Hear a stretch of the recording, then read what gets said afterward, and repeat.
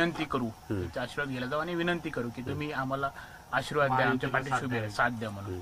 ही जी ह्या वेळची निवडणूक आहे, ही निवडणूक जनता जनार्दनाने जे बाबा भक्त परिवारानेच हातात घेतली, त्यामुळे बाबांचा प्रश्नच नाही. त्यामुळे सर्व भक्त परिवाराचाच हा निर्णय असणार आहे. पण बाबांनी तुम्हाला भेटायला गिरीश महाजन आले होते, बावनकुळेंची पण भेट झाली, सगळ्या नेत्यांनी भेट घेतली, पण सगळ्यांनी फक्त आशीर्वाद मागितले. तुम्हाला असं वाटत नाही की प्रत्येक दरवेळेस तुम्हाला समजोता केला जातो आणि तुम्हाला मागे घ्यायला लावतात, पण राजकारणात प्रवेश देत नाही? बघा, तो त्यांच्या विचारसरणीचा मुद्दा आहे.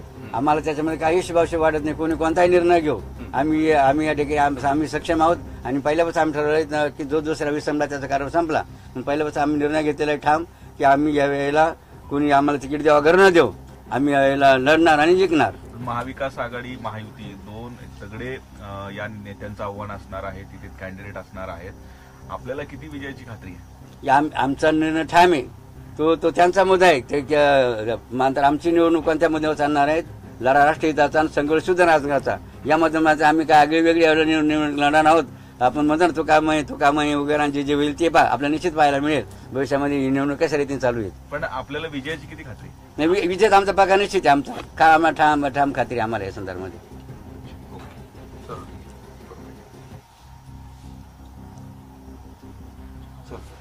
झालं.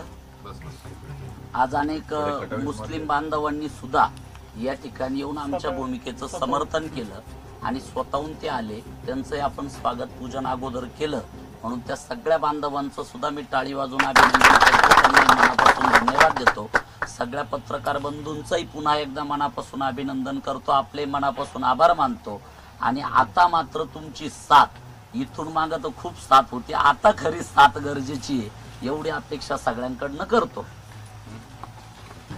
ज्याचा बाबांचा ठरलं की धर्म करा त्याने ज्याचा धर्म त्याच्याच बशी.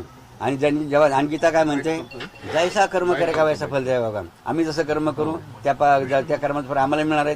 तुम्ही जसं कर्म त्याचं फळ तुम्हाला मिळणार आहे. फक्त फक्त एवढाच आहे, आज नाही तर उद्या मात्र फळ निश्चित मिळणार.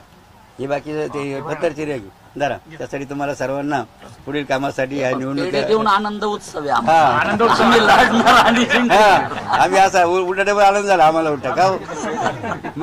आता तर एकदम मोकळे झालोय आम्ही. त्यामुळे जरा थोडंसं त्याला हे आहे, मी जरा इकडे कॉल करतो, विचारून घेतो आणि झाले मोकळा श्वास घेतला आम्ही या प्रसाद. नाही तर श्वास कोणीच आपला तर काहीच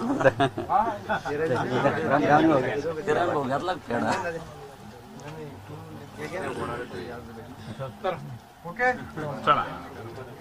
चला ठीक आहे मग. आता आमची माडी आता जोराने कामाला लागणार आहे, काय अडचण नाही. ते तुम्हाला काय तसं करा, तुम्ही सांगितलं ना, जैसा कर्म करे का.